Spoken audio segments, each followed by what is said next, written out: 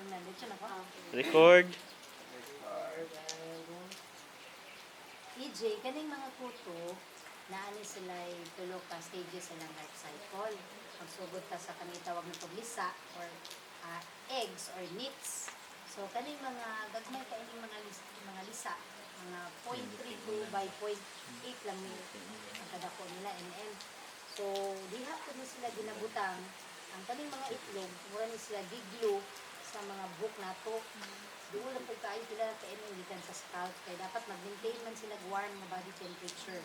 Hindi lang dugo lang kailangan po kainin sa tulawas. So kaning mga itlog kabat ng mga 7 to 9 days aya siya mapisa mahimo na dahil siya gitawag na nim. Ang nim tulo na ka stages pod mo na gitawag na tuyamad. Na pagkapusa nila medyo light kay puti kay color mali ato maklaro gamay pa kay ng tuyamad.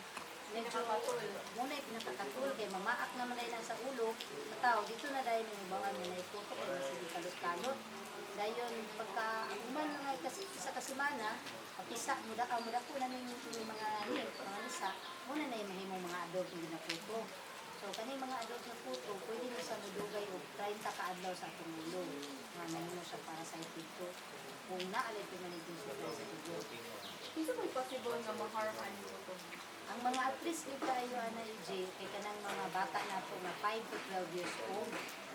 Labi na ng mga elementary school na to ng mga bata kay rampant kaayo na kay kana man ko magdula-dulas sa panahon magdula-dulas na EJ, magdikit-dikit ilahang mga ulo so kung dugay kaayo din mag head to head lang contact mo nang mga panahon na nga mukamang ang puto sa ulo sa isa ka bata ug mubadin dito pero di ginamulupad EJ kay wala sa pako. Abi na ko tinuod mo yung tinuod ba nang mulupad ang puto? Hindi na tinawag. So ano may possible nga atong mahimo ba para ma-avoid na to ang puto?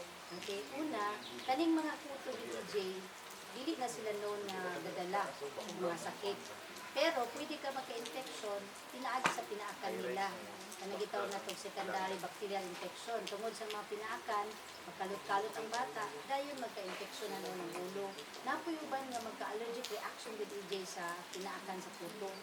So, una pa lang natin may botong anak, kumun maging kayo na din sa Pilipinas, na puto, grabe na siya ipikto kay murag dili po makakonsentrate ang bata nga naay puto sa ulo kay sige magpangalo o dili makatulog ganig tarong dayon dili lang gani bata po ang matakdan na posible tanan membro sa pamilya so sa una pa lang daan mo tinailan na EJ nga gatalot-talot na imong anak tan-aw na dayon na ay haragdan pwede ra dayon gamit EJ o kanang tambal sa puto kanang gitawag na tong pediculicides. So, kana sila mo na yung patay sa puto EJ. Pero ay harapod ka mo apply na EJ kana ang marag shampoo kung naagi kay nakita ang tawag na tong nits or lusa. So ayun din yung nagtanong-tanong ng ulo sa inyong anak kung naabig yung lusa ay mas dali man natin makita kumpara sa katong nits. Kung adult mo nakita pwede gihapon mo apply na din kato ang kuan sa tinatambal. Aside ka mga katul kaysa ang nakahatag sa information, ano ba kay any message para sa atong mga viewers? Siguro, ang importante ana EJ is dili man po natin mailhan nga tugaw ang tawo or puri ang hygiene muna nasa puto. So, dili din na kuan kay makuha man ang inyong sa pinsa lang. So, siguro para ma-prevent lang natin ang puto ng mga bata, hindi lang siguro kaayo yun dugay kay contact sa kada ulo sa mga bata. Dayon, siguro ang mga ginikanan, ila po itahibar nila mga maestra na nakita nila mga naikuto nila anak para ma-aware po itong maestra nga napo din ikuto ng bataan na wala mo din balao din ang DJ na hindi pa eskwelaho ng kanang kuan kanang ikuto kay magpakaayos ha.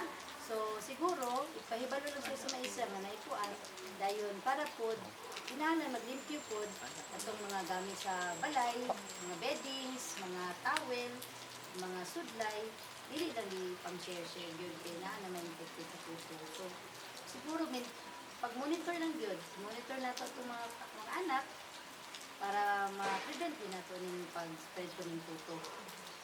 Okay. Mana